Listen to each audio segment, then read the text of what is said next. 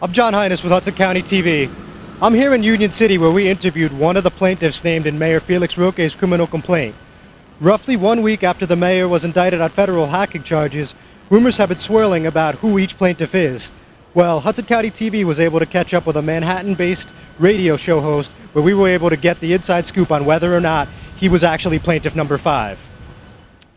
So, Mauro, the rumors right now are that you're plaintiff number 5 in Mayor Roque's criminal complaint. Is that true or is that not true? No, that is true. The media that they mention it on the accusation, the original accusations, I'm the victim number 5. Yes, I am. So, for those people that aren't really familiar with this whole situation, could you explain your involvement with RecallRoque.com and how you ended up being a part of this whole criminal complaint here? Definitely. That page was created to get rid of this mayor. And when that page was created, I offer myself to promote that page on my show, which is on 9:30 a.m. at 3 o'clock every afternoon. And I got involved because I know that I was an important piece in that page, knowing that I worked with Mr. Roque for a couple of months during his campaign. And I got involved with them, and I sent some of the information that I do have about Mr. Roque at that time. How far back does your relationship go, and what was that relationship exactly? When he was running for mayor, I had a meeting with him, and he asked me to run his media campaign. He says that he don't want to put his campaign in another radio station because the other radio station, it was in favor of Mr. Vega, which was the ex-mayor. So he said he wanted exclusivity in my show to promote his campaign. We're talking about like 6 months before he started his, 6 months before he started being the mayor. Do you guys have any sort of relationship now, or when did this relationship fall apart, I guess would be a better question. If you ask the people that work with in his campaign, a month before he knew he was going to be elected, when we saw the polls that he was winning, he started distance from the people that he most depend on during his campaign. For example, a month before March 10, he didn't even answer phone calls. He got problems with Julio Morejon, which he was his lawyer during his campaign. He got problems with everybody that worked in his campaign like a month before he was elected. What do you think about the mayor's decision to not resign and to take this thing to trial and see what happens? I think, let me tell you something, and probably he's going to see this video, no? FBI, you don't play with the FBI. You don't go in meetings saying that you got the money to defend yourself. John Gotti has all the millions in the world, and he died in prison.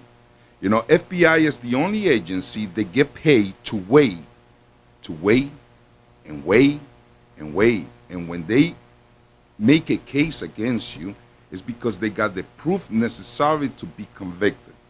I think he's wasting his time. I think he always mentioned it. We're not in Cuba. In Cuba, you would be shot. In Cuba, you would be shot. Okay, you're not in Cuba, but he acting with the same tactics the Cubans use in Cuba. Because if he would be smart, I would have resigned. I would respect him more if he resigned and said, let me take care of this. And, if I'm not guilty, I come back or I try to take the position again and be the mayor that he dreams to be, because what he said is just to dream. I lowered the taxes. Yeah, I know how you lowered your taxes. No, I'm helping with community. But what community? Right now, you got problem with the Cuban community. You got problem with the Ecuadorian community, with the Colombian community. Your Fiordalisa, did some stupid things like, the stupid things that you do. The Salvadorians did they don't want to know. They don't want to know about you guys. I think if you would be smart, you would step down and take care of your business. Who can run? I was in jail once. I was in trial once, and I went and I know the time that you have to consume to defend yourself in order to not be found guilty. The money is there, but I think he needs to resign. He needs to give the opportunity to somebody that really want to work and going to dedicate himself 100% to the people of West New York. It's a shame, and I mean, it's a shame. I thought he was smarter than that, but I realized like a couple of months that he's a dummy. Definitely he is. It's safe to say that you have met with the FBI on several occasions about this, right? Definitely, I'm one of the victims. I'm victim number 5.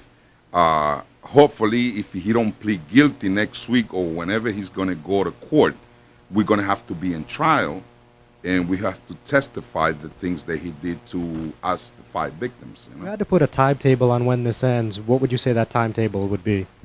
Well, I hope before Christmas, what I know, and what I presume, before Christmas, this whole ordeal is gonna be end up, and if he's not guilty the way he say he's not, I mean, I'm gonna go and apologize and and I do whatever he want me to do if he's not guilty. But if he's guilty, he's got to pay for the consequences. Before Christmas present for me, and I know it's gonna happen. I know it's gonna happen. He's gonna be found guilty. That's what I presume.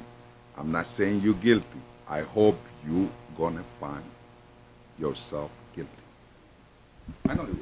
I'm John Hines with Hudson County TV. For more information, log on to hudsoncountytv.com.